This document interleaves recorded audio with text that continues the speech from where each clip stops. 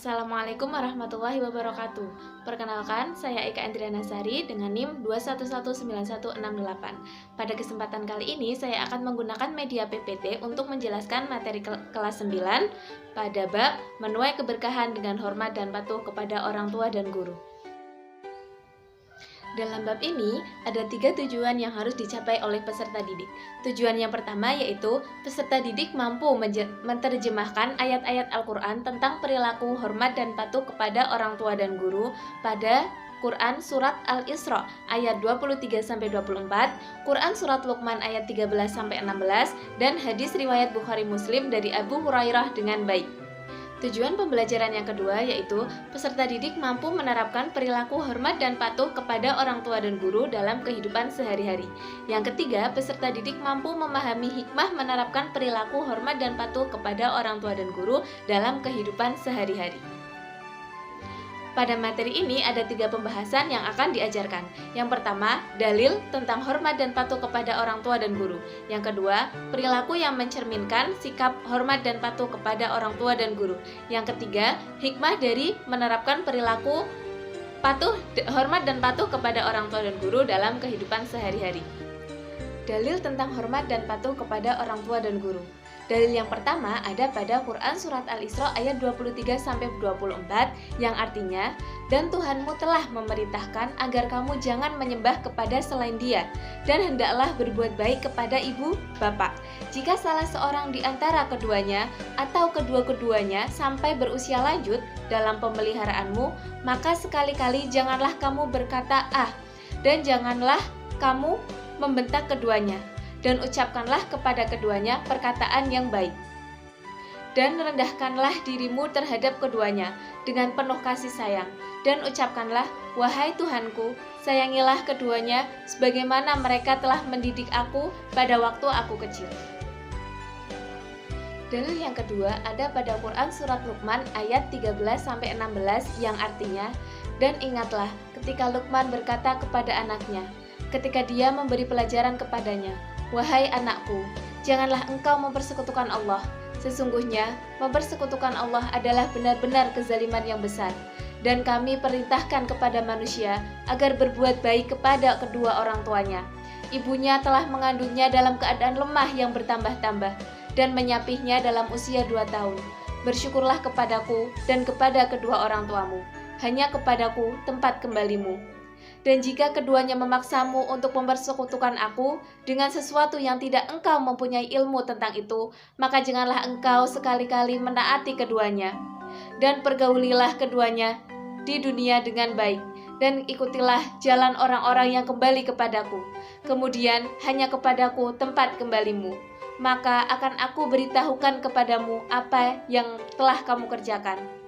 Luqman berkata, "Wahai anakku, sungguh, jika ada sesuatu perbuatan seberat biji sawi dan berada dalam batu di bumi, niscaya Allah akan memberinya balasan.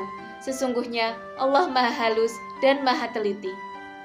Dalil yang ketiga yaitu hadis riwayat Bukhari Muslim dari Abu Hurairah yang artinya, dari Abu Hurairah radhiyallahu anhu berkata, seorang laki-laki datang kepada Rasulullah shallallahu alaihi wasallam sambil berkata, "Wahai Rasulullah, siapakah orang yang berhak aku berbakti kepadanya?" Beliau menjawab, "Ibumu." Dia bertanya lagi, "Kemudian siapa?" Beliau menjawab, "Ibumu." Dia bertanya lagi, "Kemudian siapa lagi?" Beliau menjawab, "Ibumu." Dia bertanya lagi, "Kemudian siapa?" Beliau menjawab, "Kemudian ayahmu." Hadis riwayat Bukhari dan Muslim. Lalu, apa saja perilaku yang mencerminkan hormat dan patuh kepada orang tua dan guru? Sikap dan perilaku yang bisa diterapkan sebagai penghayatan dan pengamalan dari Quran Surat Al-Isra ayat 23-24. Yang pertama yaitu selalu beribadah kepada Allah SWT dan tidak menyekutukannya dengan sesuatu apapun. Yang kedua, membiasakan diri agar senantiasa berbuat baik atau ihsan kepada kedua orang tua dan guru-guru kita. Yang ketiga, membiasakan untuk tidak berkata buruk kepada kedua orang tua kita dan guru-guru kita. Yang keempat, selalu bersikap baik dan berperilaku sopan santun kepada kedua orang tua kita dan guru kita dengan rasa penuh hormat dan senantiasa memuliakannya. Yang kelima, selalu mendoakan orang tua sebagai ungkapan terima kasih anak kepada kedua orang tua. Yang keenam, senantiasa mendoakan guru-guru kita.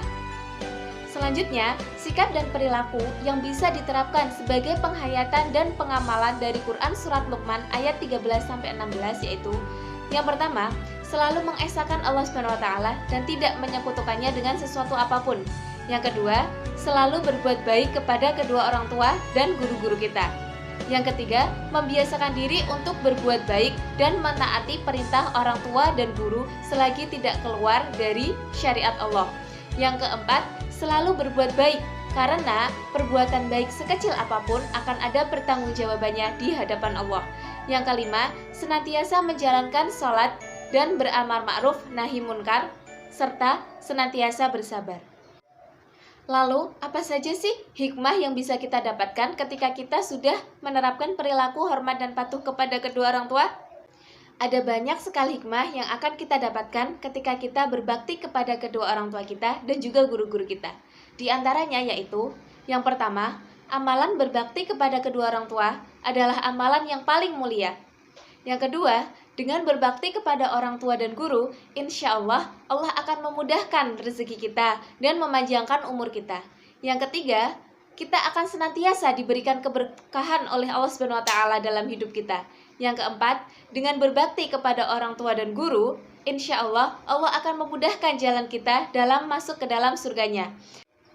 Yang kelima, dengan berbakti dan hormat kepada kedua orang tua dan guru kita, insya Allah ilmu yang kita dapatkan akan bermanfaat bagi diri kita dan orang lain di dunia dan akhirat.